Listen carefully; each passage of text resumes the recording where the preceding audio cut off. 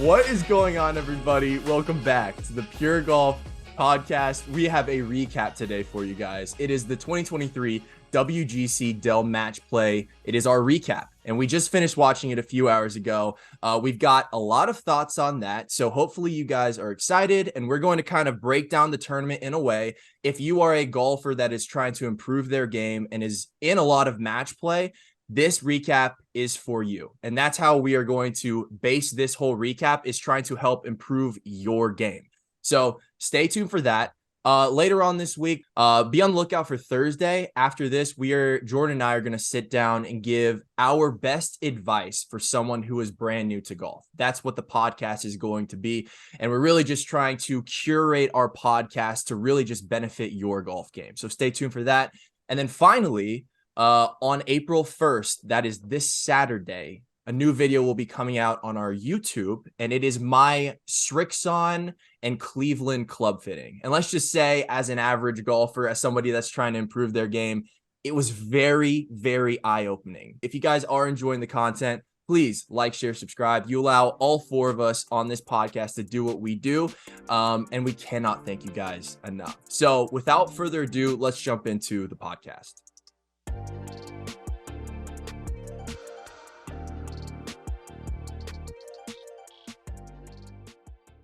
Okay, so let's jump into the podcast. Today, I'm your host. My name's Zach. I'm here with Jordan, Ariane, and Parker. Parker, why don't you start off and give everybody just a little bit of a summary of the tournament, what your thoughts on it were, and just kind of give everybody, if they didn't even watch the tournament, just a quick little recap.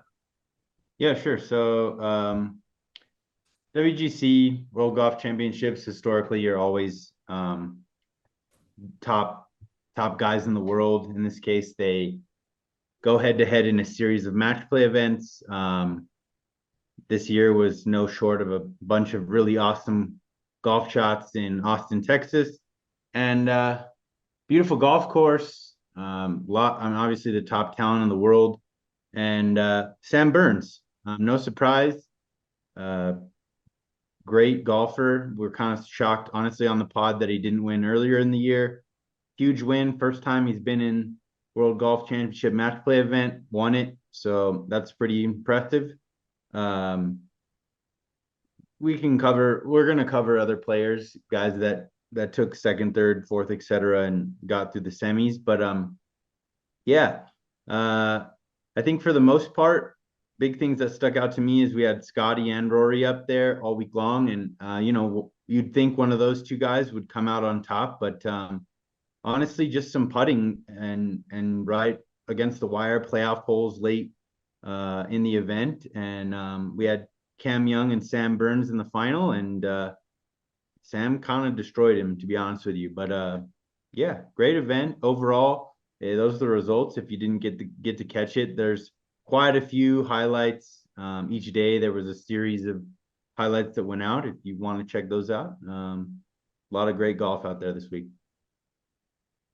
Yeah, absolutely. So you just said that Sam Burns kind of blew Cam Young out of the water. So as the most average golfer in this entire podcast lobby, let me ask you a question. Sure. When it says 6-5 final, okay, Absolutely. This is the first match play event that I've watched all year. Okay, I've kept up with golf a little bit before this year, but I have no idea what those numbers even mean. So can you give me a quick little rundown of what this even is saying on so in match play, right, you play against your opponent hole to hole, one hole at a time, and the person with the lowest score on that hole gets 1 point, let's say, and you can't win more than 1 point on each hole. So Sam Burns at the end of this match had 6 points when there was only 5 holes to go. So he wins. So when it says 6-5, he was up 6 on the match at the time, and they got to a point in the match where there was only 5 holes remaining. So okay, there's no more holes for Cam Young to try to earn match play points back to win. So I feel like a major dummy looking at this stat line thinking, oh, well, Sam Burns won 6 holes and Cameron Young won 5 holes. Okay, well, this makes a lot more sense now. So since we're talking about it, and you didn't really mention, so Sam Burns finished second, Sam Burns finished first, Cam Young finished second, Scotty was third, Rory was fourth. In the third place game, Scotty ended up winning on the final on hole 17 then, because it was a 2-1 then, right? I think Rory Rory won. Yeah. Oh, sorry. Yeah, my apologies. Rory ended up winning too, so it was like a really, really close match then. Yeah, that match was much closer. I mean, it didn't have as much.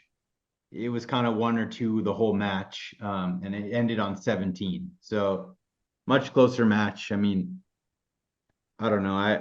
I was kind of more shocked with the matches before that and the semis. That was kind of crazy. They both went extra holes, and I definitely thought both of those matches were going to go the other direction. So Gotcha. that's kind of where this tournament really took a curveball for me. I hear you. Ariane, what are your thoughts on just the final grouping, if you want to talk about the semifinals as well? Yeah, I actually think the semifinals provided the most drama today. They were great. I mean, I was glued to my couch during those matches. But I mean, so to give you, Zach, perspective, like technically speaking, the most dominating way a player can win is 10-9. I'm sorry, 10-8. Yeah, 10-8. So to win 6-5 is pretty darn. That's a pretty high blowout. I haven't seen one higher than that. Even though, ironically, Cam Young beat out somebody 6-5 either once or twice this week. So it was kind of shocking to see it happen to him. But no, I mean, it was a good tournament up until, I would say, the final match. I Parker said that it was not surprising, that Sam Burns won. And I agree with that from his skill set. But I will say this morning, out of the 4 golfers that were remaining, he was not the guy that I thought was going to walk away with this. He probably was actually the 4th guy I thought was going to walk away with this. But in general, he's a great player. I think he's 13th in the world. And this is his, I believe, 5th win. So very well deserved. Yeah, I mean, I know we're going to talk about players specifically, but I actually thought this was Cam Young's tournament to win. His putter really let him down. I can't believe he beat Rory. Because he wasn't putting well then either. Just shows you how great of a ball striker he is. But Cam Young hasn't won. He was definitely the guy I was pulling for, and I wanted to see him get this win. In this tournament would have been very substantial for him, considering he's never won before. So I was a little disappointed to see him lose the way he did in the final match, but overall it was a great tournament. And like I said, great for Sam. Yeah, I was about to say, why don't you just jump into some of the players that you want to highlight for this podcast while you were at it? Yeah, I mean, well, talking about the 4 players that were left, Rory, I'm shocked Rory lost to Cam Young the way he was putting. Cam Young had an opportunity to really close the deal early on Rory, and he missed so many putts to the right. I mean, I felt like I can't even recall a putt he made that was like, yeah, I mean, I really can't. I mean, he missed just so many, and had he made even half those putts, he would have destroyed Rory, and he barely pulled it out, as Parker said, in a playoff hole. Rory did well against Scotty, but I'm not sure how in it Scotty was in that final round. He seemed kind of like, burned out a little bit. Fatigue seemed like it set in for him, or maybe it was a lack of, 3rd or 4th place to him. Maybe it didn't mean as much. I don't know, but I didn't feel the same intensity that I felt when he lost to Sam Burns. And then, like I said, Cameron Young just probably hit the ball, especially leading up into the tournament. I felt like he was hitting the ball better than anybody. I mean, he was destroying his opponents. He was undefeated until today, and his putter just let him down so bad, and it's what cost him the championship. Yeah, absolutely. Since you did mention Rory, can we just highlight the fact on hole 18 against Dennis McCarthy, that drive that he had 375 yards to 4 feet of the hole? Now, here's my question, since we're talking about, match play compared to regular stroke play, right? Do you think Rory got that aggressive? Would it have changed in a regular stroke play? Jordan, I'm going to let you answer this. Do you think that that would have changed at all? Like his mindset going from stroke play to match play, especially on that specific drive. I mean, he took driver to 4 feet within the pin. Would he have been more conservative in any other situation, or what do you think?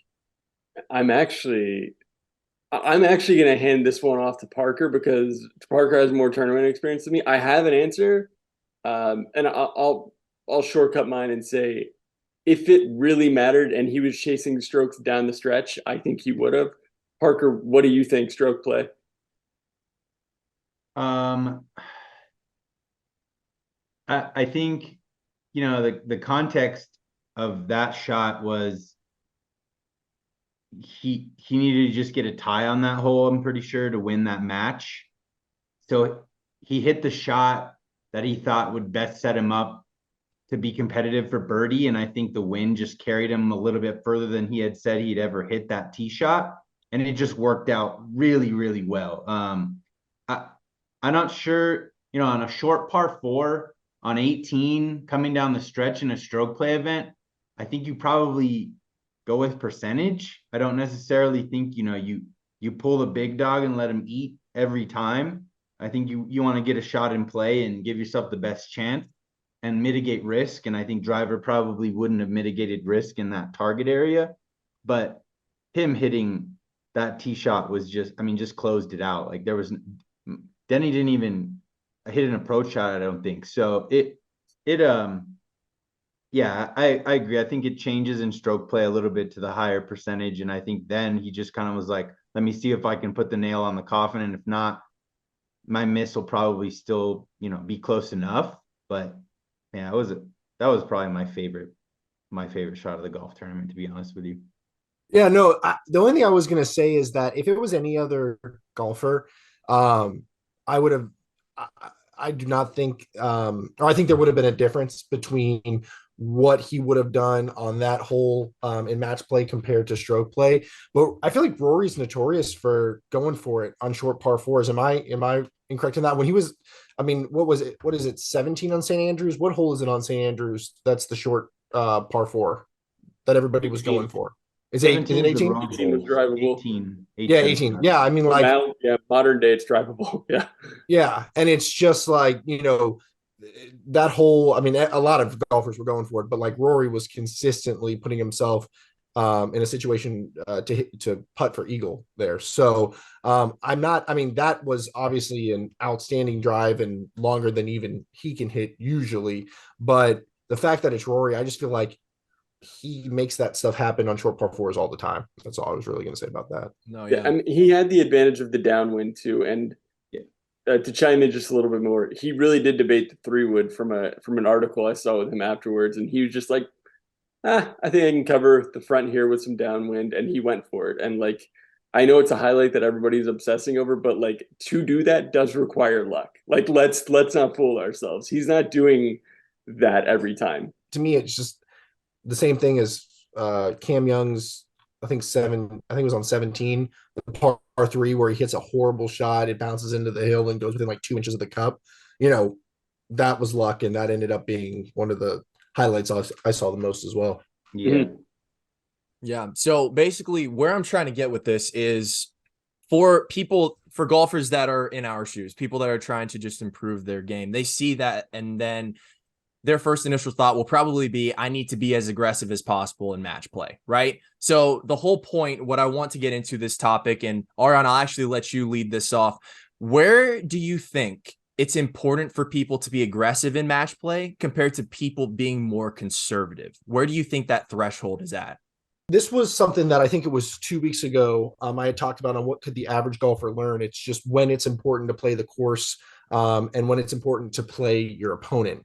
And obviously on match play, it's never more important to play your opponent than it is in this type of tournament. And I think we saw that more from Sam Burns, I felt like, than anybody. And it's what kind of put him in the situation to win.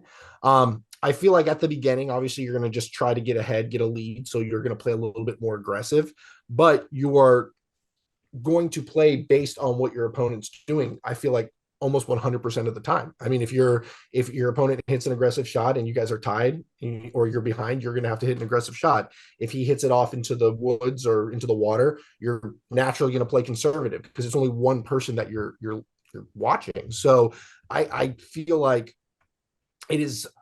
I never like to say 100% for anything, but it's almost 100% based off what your opponent's doing and what the situation is at hand. Like when Sam Burns was up 4-5 holes towards the end, he's playing conservative in every situation. Or if it's a situation where he thinks he's going to lose the hole, he may as well go for it because he's losing anyway. So he's playing directly based off of what Cameron Young is doing, and I think you do that for every hole every time. Yeah, Parker, I know you play the most match play out of anybody in this group chat. So why don't you chime in, give us your thoughts for it? Just a couple more things contextually for people to think about with these guys is in the semis, what's interesting is when Scotty lost to Sam, and this is to support Ariane's point. When Scotty lost in the semis, he beat Sam Burns in stroke play. If those guys were in a stroke play format, he would have won by a couple of shots. So to support Ariane's point, I do think Sam Burns went out and was aggressive to the situational play that applies to match play a little bit more than stroke play does, where it's more event based. It's, you're going to have time to make up shots. Like you're playing the golf course, as Ariane said, where I think Sam Burns just found some momentum in the semis in the right time, and then he just carried into some fire in that final event and made I think it was like 8 birdies in the 10-hole stretch that closed it out. So, I think the semis, it was very applicable to what Ariane just said. Like you're playing one person in this case, and you just need to beat that one person. You don't need to beat the golf course. You don't need to go out and think, all right, I need to shoot a score. I need to beat my opponent hole after hole. And I feel like Scotty is, I don't know this for everybody listening, but it's important to understand he's got a major to defend in a couple of weeks. So he's probably not completely tapping into a mindset where I'm just playing my opponent. I think he took more of I'm going to go out and try to play the best golf I can, match in and match out, and keep the rhythm of what I've been carrying week to week going into Augusta. And I think, is it a disadvantage? I think so in the semis because he played better golf stroke play wise, but still lost. So, just kind of to add on to what Ariane said, and just for people to kind of consider when they're thinking about this event, and if they're playing match play, it really is as simple as I'm just beating the guy I'm playing right now, and that's it. Yeah, and I'll cap onto building blocks here. I'll cap onto what Parker's saying is, dude, those 4 guys today played a lot of golf this week. It is, I think after Scheffler won yesterday, they interviewed him and the dude was just exhausted. And then after Cam Young won today, he's just exhausted. Like I think those 4 played 36 holes today and yesterday, and then they played their 3 matches the day before. It is probably the most golf heavy week for them. And I think all of them at that point are just ready to be done with the week. They finished where they finished, and I don't know. I can't imagine how tired they are after all that. And so to chime in on their points, you are definitely playing against your opponent. But I think there's also a time where you also want to kind of exude confidence yourself of like, I have a chance, just like we were talking about with Rory, I have a chance to put the nail in the coffin. I need to be aggressive. And if I pay the price for it, I pay the price for it. But you're confident, your partner that you're playing against is feeding off of your confidence and lack of confidence in every situation. They're constantly reacting to you and you are responding to them. So I think for the mid handicapper, the high handicapper, if you just look at a hole just in basics and you're like, I think I like the looks of this hole, you just go for it, And if you are kind of feeling a little hesitant over a hole, I think you kind of lay back just in very general terms. I think you trust your gut of, I like the looks of this hole. I'm just gonna go for this. I'm just gonna let this one go. And yeah, what do you guys think? Yeah, I mean, for me, it's just if the hole fits your shot shape, Yeah. and I feel like amateur, average golfers have a little bit more of a, when I call it consistent shot shape, I mean, a, a lot of amateur golfers can't shape the ball exactly how they want to. So if they play a hook or even a slice, Mhm. is like they're going to play a slice, and if it goes to the right, like they're going to, that was when I first started playing golf. That was my miss. I sliced it so bad. But if I saw a hole that when I it looked like I knew exactly what I was doing, I was so confident sending over that ball because I knew I was going to follow the fairway perfectly. Um, I have one question though. This is kind of on topic, but kind of just something that really stuck out to me. Sam Burns, rightful winner, totally agree. But a part of me really feels like he should not have even been in the final tournament if Scotty would have hit a 3 foot or 4 foot putt. I don't remember exactly how long It it was was. like 5 or 6. Maybe Yeah. 5 or 6. Yeah, it was Yeah. just a short putt. I thought it was in the bag. I mean, he read it for like 2 minutes too long, but it just does Scotty Scheffler have a closing out putting problem? I just I just want to throw that out there because I do Yeah. think Sam Burns played well. I do think especially in the final round. But I just I think it was Parker. I think it was you who said something about Scotty Scheffler actually won in stroke play, Yeah. and In the he semis. Yeah. definitely I thought he definitely did, but he really even in match play he should have won, and he just didn't close out that putt, and I didn't know if he overread it, if he wasn't into it, but I thought he was trying to. I felt like he was trying to win that match against Rory. I did not feel that same energy. Yeah. I think couple of things, right? Like Zach, to the challenge we're doing right now with the 100 putts, and we talked about this a little bit, but like I think he broke routine on that 5 or 6 footer. I don't think it was he can't close. I think it was too much of a deviation of his routine. Like even that match, this man was making putts from everywhere and like just very nonchalant, like we're here putting in work. And I felt you alluded that it was too long, and I felt I agree. I think player and caddy should have a routine where they're like, if even if it's important, we're sticking to what we know and sticking to repetition and not changing it up too much. And I think if I had to make a educated guess, I think that's where he kind of broke his opportunity there. The other side of this too, though, is fatigue, right? Like again, to the human golfer, which we all are, like golf is not a sport that's light on the body. They're out there walking all week long, swinging a weight all week long, like multiple matches all week long. And so, I think that's a reality that just sets in any 5 and 6 footer, at any point in time, no matter the situation. So. Yeah. Yeah. No, I agree 100% on both those points. And obviously, with Scotty Scheffler winning the way he does, nobody could actually think he has a problem closing it out. But, with the Masters coming up, I'm sure we all remember how he won that I event. And do. then, there's been a few missed putts since then. So definitely, something that kind of popped up because I thought I would have bet a lot that he would have made it to the final round against Sam Burns. So I'll chime in just real quick. I know Scotty Scheffler's has had a really good past golfing year, but I think kind of throughout this tournament, you saw him get down and then fight his way back. How many times? And I don't think Scotty Scheffler's an arrogant person. I think he's a confident person, but I think there's kind of a contentment. Like if he lost this tournament, I don't think he really cared. Like on this one, I don't think it wasn't the end all be all. Augusta is the end all be all, and he knows it. And I think he was willing. Like there is like that putt didn't matter as much to him as other putts he's had. And does that mean he has a putting problem? No, but I also think like just seeing how exhausted he was at the end of yesterday, I think he was okay if he didn't win. I'll kind of put it like that. Yeah, absolutely. This is just one of the biggest questions that I wanted to ask when we hopped on the pod. Parker, I'll let you take this one and start it off. How big do you think momentum is in match play compared to stroke play? Obviously, momentum is one of the biggest things in sports. All of us have played sports in different sports.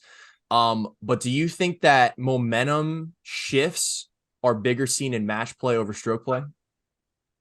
Well, I mean, yes, yes, flat yes, but mostly because it's just the opponent, right? Like what we've been talking about is you and one other guy or gal, whatever the scenario is.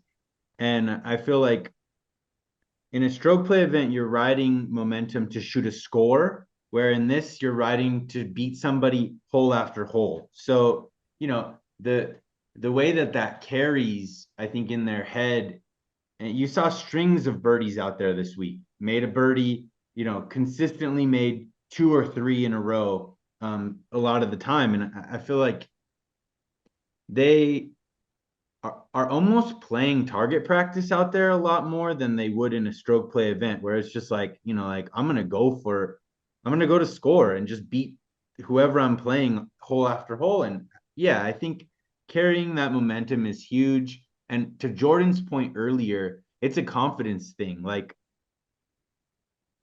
if you're playing a guy and he makes a birdie and then another birdie, and you're like, I got a birdie just to tie, like that feels pretty heavy in a match play scenario. And so it feels very obvious when you don't have the momentum. I feel like people do play a little bit more on their heels when, like, and if they do lean into that and are like, okay, this guy's hot, I need to, heat up, that could lead to mistakes as well. And I saw that too. Like guys were making bogeys when other people were making birdies a lot of the time as well. So yeah, I think the pressure shift in match play is different, and that definitely has an impact on carrying momentum and the mental game of the sport, hole to hole, for sure, without a doubt. Yeah, it's just interesting because I don't want to revisit us, golfers trying to be aggressive compared to conservative, but I feel like momentum goes hand in hand with that, right? There's always that burning question of, okay, well, if I'm up 3 holes, do I keep the gas on the pedal or keep my foot on the gas? Or do I like let off? And I feel like whenever we've seen time and time again, golfers all the time let off the gas, and then the other player catches fire, and then all of a sudden it's almost impossible to stop them. So that was the question that I had. If anyone else has any thoughts on it, by all means, go jump in ahead. If not, we're going to jump into break real quick. Yeah, Zach, I just got one point. The only thing I'll say about match play is I feel like it is easier to hold on to leads at the end in match play, because you just like, okay, if you're up even, let's say, 5 strokes with 4 holes to play, 1 birdie, double bogey, boom, like it throws it completely back into field. If you're up 3 holes with 5 to play, or 3 holes with even 6 to play, it's like, to me, it's a lot harder to lose a lead like that, because you have to essentially blow up on multiple holes, and your opponent has to score on multiple holes. So like if you hit it in the water, it's only 1 point, right? Whereas if you hit in the water with a 5-stroke lead, like a 5-stroke lead could be wiped out in 1 hole. That's not the same here. So that's the only thing I'll say is I feel like when players get up, not to say that they can't come back, we saw it a bunch this week, but it's a lot harder for that pendulum to swing, especially once you get later in the round. Yeah.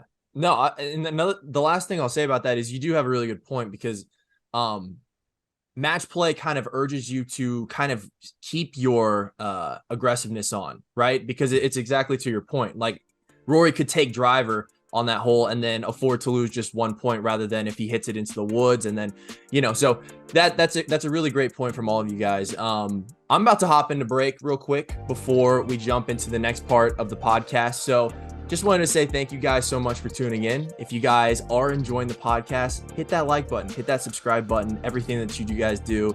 It means the world to us, and we cannot thank you guys enough. Like I said, just be on the lookout for some more Pure Golf content coming up. I'm really excited because the whole situation with our like what's in the bag, I know that's coming out later in the month, but I just wanted to bring that to light. We've got new clubs coming in for a lot of people on the pod. We got people are playing golf, sending in videos. So I'm just really excited. I just want to let everyone know that we're all fired up to play some golf. So that's my break as we jump into the next part of the podcast.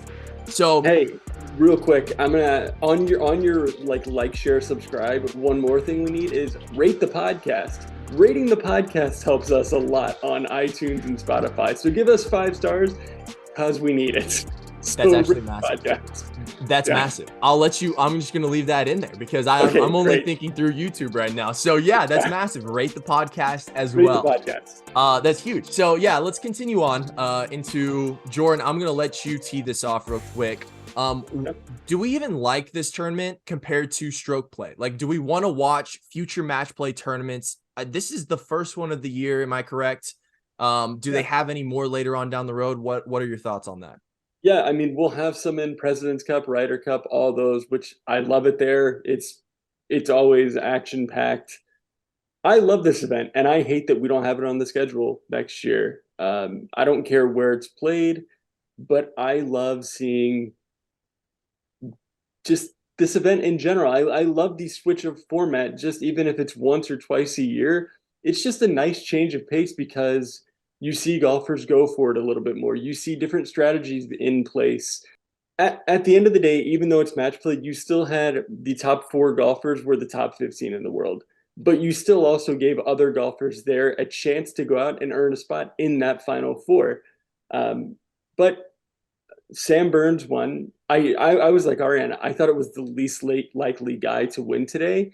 But that's why you go out and play the matches, because at the end of the day, I didn't really think Cam Young played poorly in that championship match. I thought he got frustrated towards the end of a guy who just played an incredible round of golf. And there's nothing you can do because it's just point. Like, even if Cam Young birdies a hole and Sam Burns also birdies the hole, it's just it stays the same. It doesn't even matter. And it's just really frustrating. And as just a little shift in golf, I love that just tiny change. We still get to see him play, but it's a nice little format change to me. Yeah, no, it's absolutely like a breath of fresh air. That's the best way to put it. Whenever we have like the Ryder Cup, obviously there's more on the line and everything, but I think the one-on-one matchup, there's more on the line for each golfer, and you're more just tuned in on that matchup. So that's what I really enjoy about it. Ariane, I'll let you go ahead. What are your thoughts? Do you think we should keep match play in the system? Yes, 1,000 times yes. I'm so upset it's not being played anymore. First of all, as an average golf fan, we get more golf. It starts on Wednesday instead of Thursday and ends on Sunday. It's not like a tournament that just starts early, ends early. That's the first one. Second, there's more golf for each player, right? I mean, they're probably not that happy about it because they're playing several more rounds than they would any other time. Granted, some of the rounds might be a little shorter if they win by a lot or lose by a lot, but it's so much more golf. And here's the craziest part, and this is what I love probably more than anything about it. If you're in a regular stroke play event and you have a player just light it up the first 3 days, they may have this 5, 7, 8 stroke lead, right? And then the final day or the final 2 days aren't as exciting because they're blowing everybody out. It doesn't matter how good you play in any round. It starts fresh each time. So there's no advantage in that sense. Like, yes, there can be momentum swings and different things like that, but it is like it starts over every single time and you have exciting golf throughout the entire week. I have no why. And plus because it's a WGC event, the best players are playing. Like, I just don't understand why I actually have a feeling that they might retract this. Maybe not next year. They might bring it back the year after, but like, I don't feel like this tournament is gone forever because I just don't know why anyone would do that. I'm with you. With you 100%. Yeah. Absolutely. Yeah, that's really crazy. Parker, do you have any thoughts on this, or do we want to move on to the next? Yeah. So,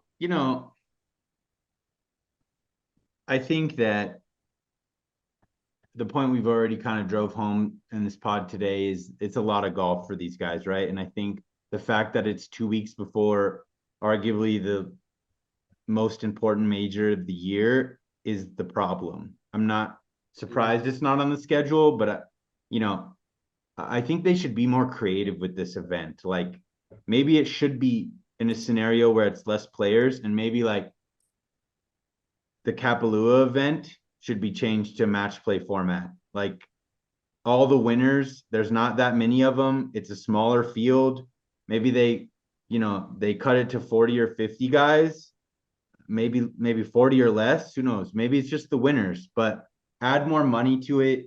Give players, that's kind of their rest of the year, or like things are just kicking off. It's not really crazy for them to go out and play some match play.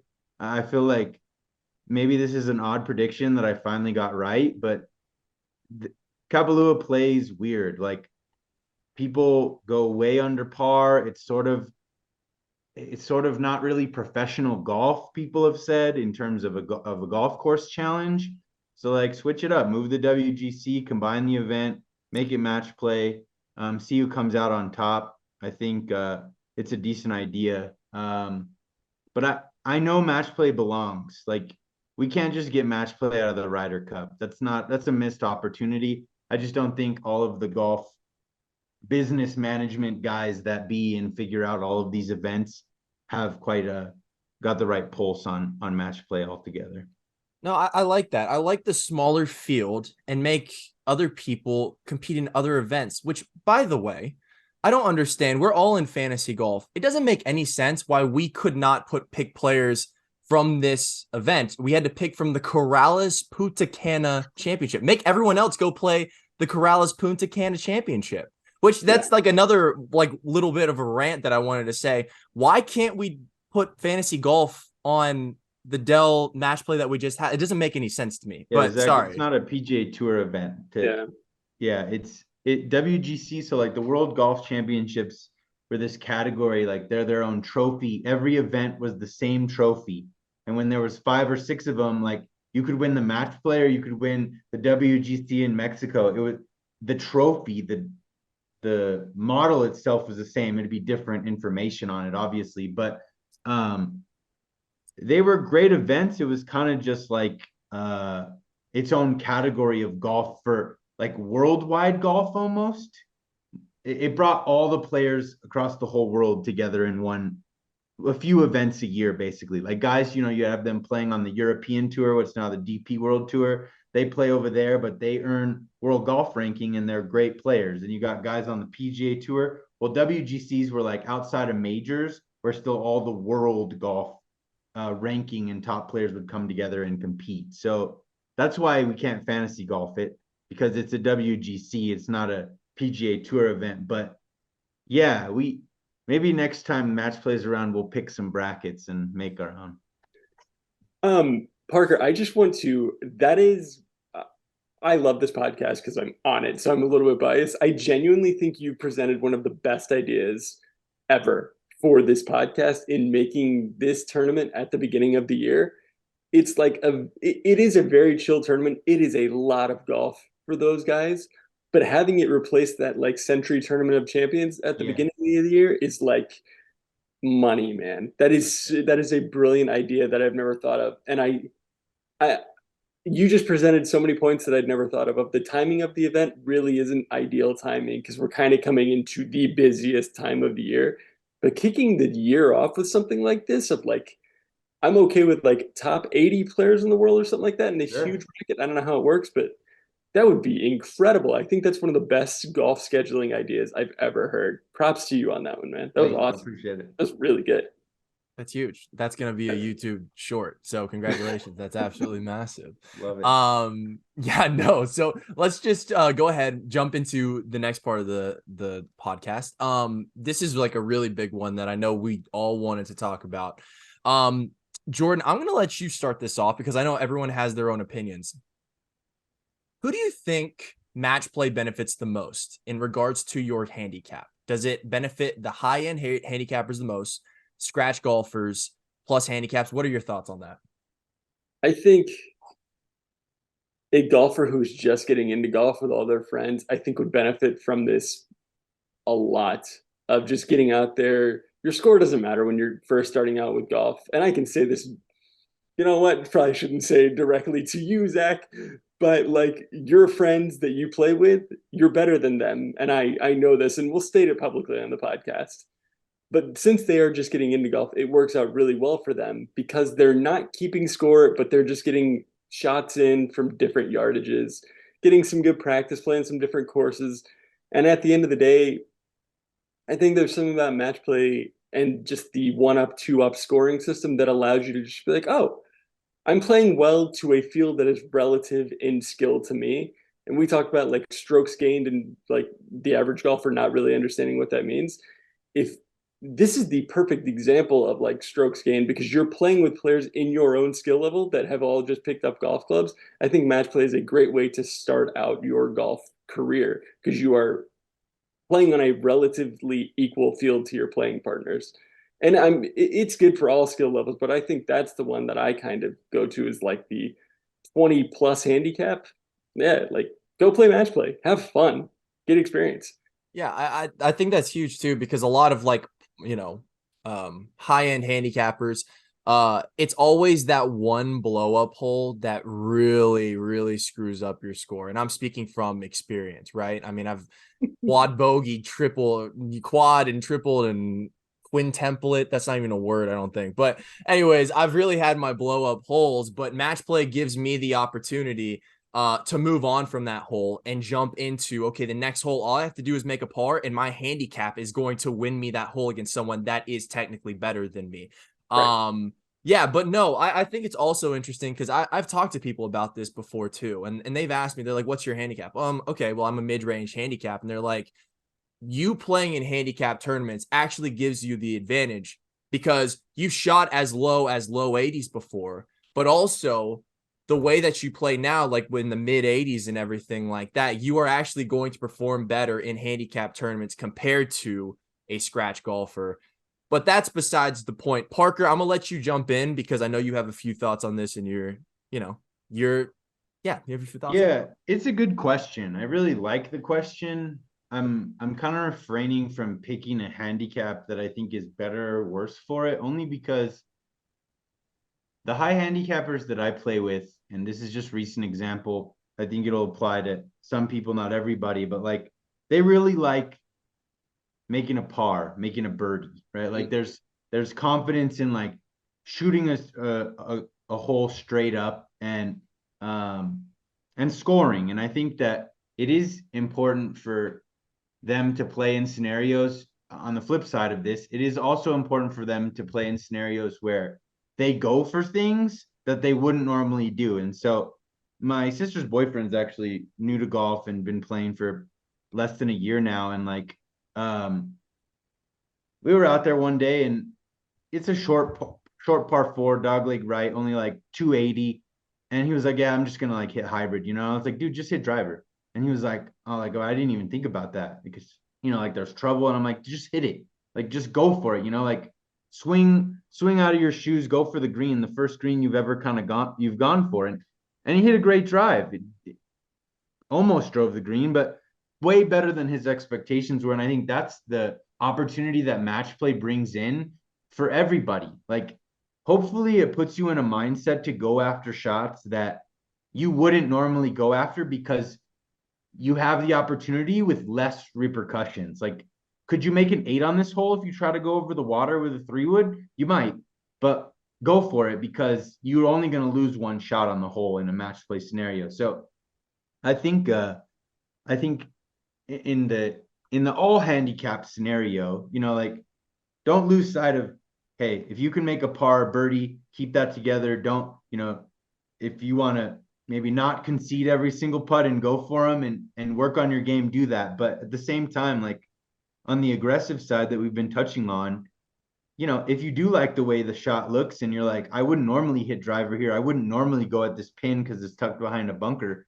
Go for it and almost build the rhythm and like new paths in your brain that even consider those shots. I think that's kind of the only point I have for, who it benefits most. I think it can benefit everybody. It's just kind of how you take it on and how it applies to your game that matters most. Yeah, I think what we're trying to get at to finish out this segment is try everything. Don't just stick to stroke play. Try out match play. It opens up different capabilities that you may not even be aware of as a golfer that is trying to get better or is just starting out in golf. It gives you the opportunity to hit shots, like Parker said, that you would never hit before. And then that finds some newfound confidence in yourself.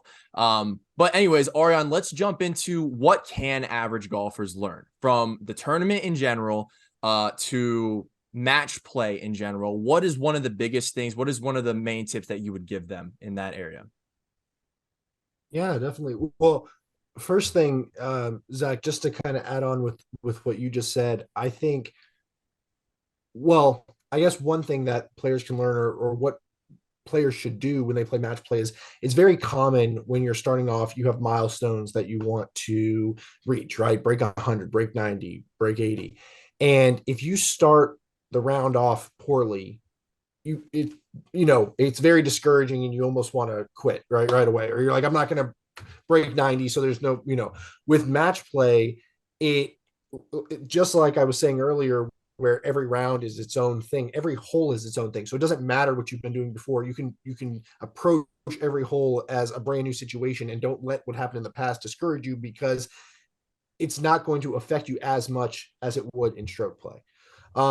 But the biggest thing that I think average golfers should learn, so I have a friend who, I'm not going to mention his name, but I play match play with him quite frequently, and he's broken 100 before, but he's kind of in that, I would say, 95 to 105 range, and he makes me putt everything.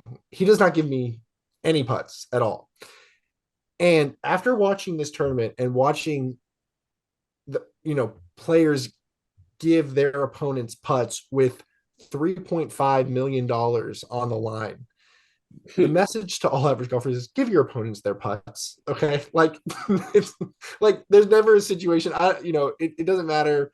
I mean, yes, obviously there's a threshold, right? If it's a 6-7 foot putt, okay, maybe not. But if it's within range, don't make them putt it out. It's just not, I don't know. I just feel like if these golfers can do it with all this money on the line, there's literally no situation more important than what we just saw when it comes to golf.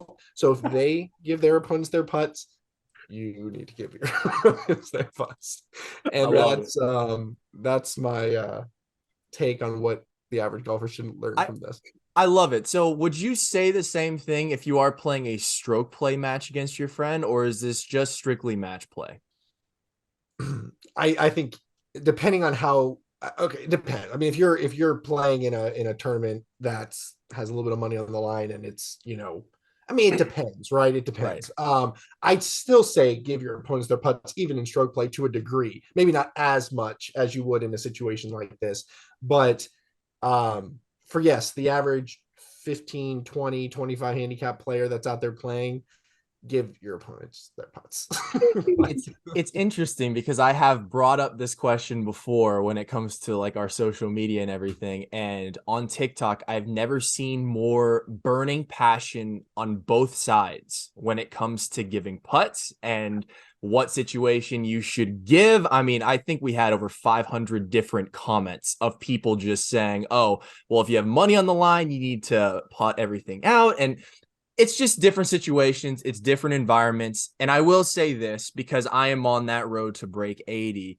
Parker has a different point of giving putts, or like, should you just putt everything out? He literally told me, I need to putt everything out just for the practice, right? And so that's a different situation for me. And if there is money on the line, it may be different. But Ariane, to your point, I agree. If you're a 15, 20, 25 and you're playing a match play with your friends, like, cut you guys some slack. Maybe make like a 3-foot rule or something like that to just kind of give your guys like some momentum, if that's the best way to say it. And I'll say this. If there's like $500 on the line that you could actually lose, I could see you not wanting to give that putt in that situation. Like, there are always exceptions to what I'm saying, to this situation, what I'm saying. Yes, if there's a lot of money that you actually, because obviously in this situation, yes, there is $3.5 million on the line. It's not necessarily coming out. Nobody's paying it, right? It's just less money that they're winning. But yeah, if you're in a situation with your friends and it's the final putt of the round and $500 is on the line and it's 2.5 feet away, fine, make them putt it out. I get that. And I also agree that if you're trying to make a personal best when it comes to scoring, putt it because you want it to be real, 100%, valid. different situations. I'm talking about a casual round, maybe something where it's like $5 a hole, so it's only like $5 in line.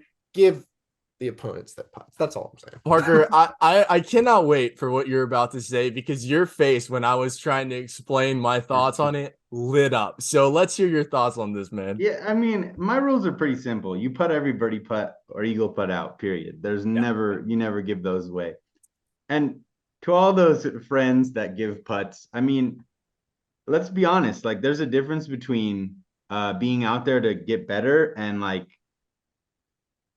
lying to yourself. So that's kind of where my line is really drawn, right? Like I play in skins matches with guys from age 18 to literally 80 years old, and we'll play like a non-skins related event, and like, dude, these guys are giving them putts that like I know they'll miss. You know what I mean? Like there's a difference between taking a putt because you don't want to putt it and like taking a putt because you know you'd make it. And Yeah. I think, there's varied rules, but just think really what's best for the golfers you're playing with. If you have that genuine concern, that's kind of my policy. Like if I see a guy missing consistently around 2 to 3 feet, I'm not going to give him anything, period, because they need the practice if they really want to get better. And like I see it time and time again. They play all season, they play with their buddies, they give each other these putts from 3 feet and in, and then the tournament comes around and they shoot 8 to 15 strokes higher than they normally would, and it's like 85% putting. You got to get practice where you can, and on the course, in those knee knockers, when they're for par, when they're to save bogey, they matter. And so that's all I got. I mean, you guys hype me up a little bit, but yeah, I think when people are trying to lower their handicap and really like be able to score in tournament events, like, dude, you missed a six-inch putt in an event, it counts. So, just be careful what you're giving yourself. And like I always say, don't cheat yourself, treat yourself. And I think it'll be pretty simple what's good and what's not. I love that. I love that. Jordan, I want to let you give your thoughts on this before we move on to the awards, because this is always a hot topic. It really is such a hot topic of what do you put out and what do you not. You guys know me. I always go back to Tiger Woods. Tiger, everyone essentially puts out. His rule when he for you people who are future parents, Charlie started putting everything out. That's how Tiger raised his son, is you put every single thing out, because there are no gimmies in life and there are no gimmies in this game of golf. I have played with people who will literally take the length of their putter and hold it in the hole, and if it's within the length of their putter, they scoop it up and walk. I've also played with people, this gets extreme, and it is wherever the shadow of the flag is with the sun, that's a give me. I play, and this is multiple people. This isn't just one person that I'm referencing. You just get paired up with people randomly sometimes. These are people that are out there that think they're really good putters, and they're like, yeah, just scooping this one up onto the next hole. Dude, I'm sorry, you get to the afternoon with that shadow looming. It's like 10 that feet. Is like a 7-foot putt. Yeah, we're talking across the green. Yeah. It may be a tree line shadow instead. And like, all right, we'll count it, Yeah. Ariane, you know Legacy in the area. Yeah. Legacy. Yeah. You meet all sorts of characters over at Legacy, is what I will say. Other than that, I just like, what can the average golfer learn? I mean, we kind of referenced it earlier, but the never giving up attitude. We saw a lot of comebacks this tournament, but we also saw a lot of people on the flip side. If you're coming back, you're also on the flip side of giving up a lead.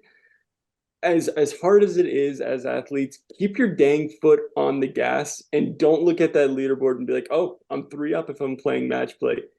Try and get it to freaking 5 up. Like, do what Sam Burns did today. Get it to 6 and 5, close this thing, and just go home and relax. The other thing is, it's something I've never thought of before, but Zach, maybe for you one time, is go out and play like a match play of an A ball, B ball. There is kind of like a fresh start at the end of every hole that we've talked about. And humans in just general nature are always looking for a fresh start. I think the key point I love about match play is each hole is a new beginning. If I shot a freaking 20 on the last hole, all right, it's on to the next hole. I see you smiling down there. I carded like a 15 in a tournament on one hole, and I just wanted it to be match play one so badly. But it's just, I think it's something that golfers could go out and do at the very beginning. So Ariane is literally making a weird face right now. Hit me with it. Because I'm so confused right now about what you guys were saying. I don't know. So maybe I should have specified, because you guys have just said things that I didn't even think were possible. When I was saying give people their putts, I meant like within the leather. I'm not talking about absolutely the flag stick or this, because I didn't even know that was a thing. Like, I don't play with people who give any. I mean, the people I play with give nothing. So and so this flag shadow thing, yeah, no, I meant like 6 inch. And I do agree with what Parker's saying. If I'm playing for myself to try to break 80, whatever it is, and for the record, I've only broken 80 twice, but those times I'm putting there's not a give me for any of that stuff, because it's a like a milestone like that. I'm talking about a casual round where you're trying to, keep it under 4 hours, and you got people behind you, people in front of you. Absolutely. And you're trying to keep the pace of play going. And it's a foot putt, and you got to mark it. Yeah, well, yeah, and you got to mark it, and then someone just chipped it up to a foot away, and you make them run to grab their putter, and then they're coming up. It's like, just throw them the ball back when it's that far away. That's what I feel. I feel that. This shadow, I'm like, I never even, I didn't know that was the thing. And then the other thing is, I actually see it on the other side too, where I'm not saying where you take a putt, I'm saying where you give it, because I'm kind of like, I don't want to take anything. If the opponent gives, if you're playing against somebody and they give it to you, because if I win, if somebody misses like a 3-inch putt, am I going to feel really great? I don't even think Sam Burns felt that great about the win. They mentioned it on the commentary. They were like, he almost looks like he feels bad that he beat Scotty Scheffler, because Scotty should have won. Mm-hmm. He should have made that putt. So do I want to win? Do I want to beat someone because they miss a 3-inch putt? No, I want to go out there and I want to beat them. I want to play better than them. I don't want them to make a stupid mistake for me to get my victory. So that was just kind of my final take on that, because when you're talking about these rules of giving putts, it's like, I wouldn't give anything outside of the leather anyways. I mean, unless you're just being really friendly or they're having a really bad round and you just want to be nice. But that I didn't even think that kind of thing existed. It exists. I'm not gonna lie. There's a reason why I've never played at Legacy Park before, Jordan, in my entire life. So you've spurred that on even more. I will never in my life play at Legacy. Parker, did you have a question real quick before we jump to the No, I just wanted to say one more thing, because it really applies. And I think what Ariane just said about, Sam Burns didn't even feel like he won, and, Scotty missed that putt, and why match play is a good thing to throw in there and diversify is the mental side of the game, right? Like, expect different mental challenges in match play format. And like, I lost to a 75-year-old guy when I was like 17 years old and in the prime of my golf, who played like 3 tee boxes up and literally chipped it with a driver on every hole. And so like, you're going to face like scenarios that you just never imagined that challenge you and frustrate you, or, or you're in scenarios where you're winning and you're just like, I can't believe this. And so just embrace the mental change that comes with match play versus stroke events. No, that's absolutely massive, and I think that's the best way to end that section. Before we jump into awards, let me just say, give this podcast a rating. Jordan just hopped in and he brought that up to me, so that's going to be the new thing that I bring up just about every single time. But let's jump into awards for this tournament. We're not going to have a preview for next week because we are taking it off for the Masters, but let's jump into the awards. I'm not going to lie, I always start this off with the Fortune Cookie Award. I'm looking at the bracket right now. Don't really have that great of a showing from my boys. So let's just give it to Kurt Kitayama. And the reasoning behind that is because I don't see anybody else that I can even give it to. I just see that he beat Andrew Putnam in bracket 1, 6-5, which I found out was a dominant victory today. So that is my fortune cookie of the year. of the year of Of the the year. podcast. Yeah, we're gonna Good leave for that in. Kurt We're gonna leave that in. Kitayama, fortune cookie of the year. Well done. The bar for the All fortune right. cookie just went way low. So no, anyways, that is gonna be my fortune cookie of the week. Ariane, let's jump with you. What is your award for the tournament? So, on top of the main award, which is the trophy for this event, my award is going to be the Foot on the Neck award, and it goes to Sam Burns for seizing the opportunity by narrowly beating Scotty Scheffler, taking advantage of it, and putting his foot on Cameron Young's neck and dominating him in that final round. I mean, he got hot, took advantage of it, took advantage of the opportunity, and he's getting the the foot on the neck award. Yeah. Little Sorry, violent, but it's an award. Sorry, I was So- muted. Parker, you just go ahead right on, man. What's your Oh award? yeah. So I mean, I don't really like giving awards to the same person as Ariane because we're rivals. But I'm gonna give Sam Burns the not gonna win at Augusta award because we know Scotty's the only person that could win this event and then win at the Masters. So I think we missed our opportunity in this pod to say that Rory and Scotty, we should have known it was going to be Cam Young or Sam Burns, to be honest with you, because we know it's very rare that guys win back-to-back weeks. So yeah, not going to win at Augusta award goes to Sam Burns. Congrats. Wow. Mate. Okay. I'm not going to finish this out with another award for Sam Burns. You guys know I can't make a podcast official without mentioning Jason Day at least once, Nice. but I don't think I'm going to be proud of the way I'm mentioning him here. I'm just going to be lame and call it the Sportsmanship Award going to Scotty Scheffler when him versus Jason Day definitely hit a ball out of bounds. And Scotty Scheffler absolutely gave him a break because as Jason Day was going to re-tee a ball, Scotty Scheffler and his caddy go up to him and say, "We saw it here, you're good." So he caught a break by just being a generous human being and being like, he could have been a total dick and be like, tee another one up. But he gave him a little bit of a break, didn't allow him to hit a provisional, said, "No, we got you here." And he's just, he's growing on me. He's actually a pretty good human being. So the Sportsmanship Award to Scotty Scheffler.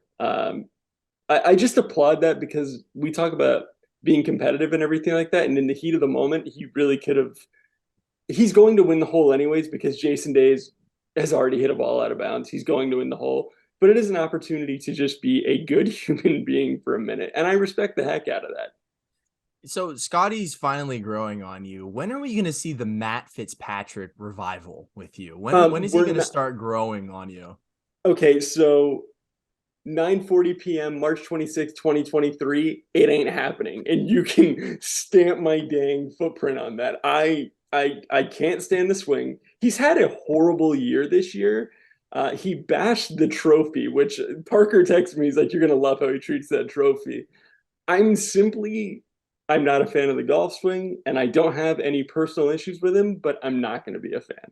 Not going to be a fan. Yeah, and what Jordan's talking about is the Netflix documentary, like Full Swing. He literally wins was it the Players? I can't remember. It was the U.S. Open. Yeah, The U.S. Open. Thank you. Sorry. Yeah. The U.S. Open, and he smacks the living crap out of it off a bench. I'm like, awesome, dude. Good job. Yeah. That's absolutely fantastic. Doesn't he have to give the trophy back too in that tournament? Does. Yeah. So it's just going to have a massive dent on whoever gets the trophy next. It's going to be this massive dent forever, the legacy Probably of the so. trophy. And I also, if it's okay, I would like to give a negative award to the coverage today. I've always had an issue with golf coverage of how limited of players they cover. Can somebody effing explain to me how there's 4 players on the course and we're not covering every shot? Why are we not seeing Rory McIlroy punch out of the woods? Like, I don't understand how we can just negate players' shots when there's only 4 players out there to cover. And it drives me nuts of just like, those announcers are trying to fill in time of play-by-play. Show us the dang shot. What else do we have to show? So it's a negative award for the coverage today because I thought it was really lame. So yeah. You know who Steve covers every single shot and he don't miss a singular shot. Oh, Liv. It's Liv. So I'm just throwing that out there. Yeah, So real tough to watch 38 players. you just started a war you did not I know want it's great though because we're finally rounding out the podcast tonight. So let's before I jump into the final sign off and everything, does anybody else have any final thoughts on the tournament? Anything before I give out the announcements? Nothing. We're good.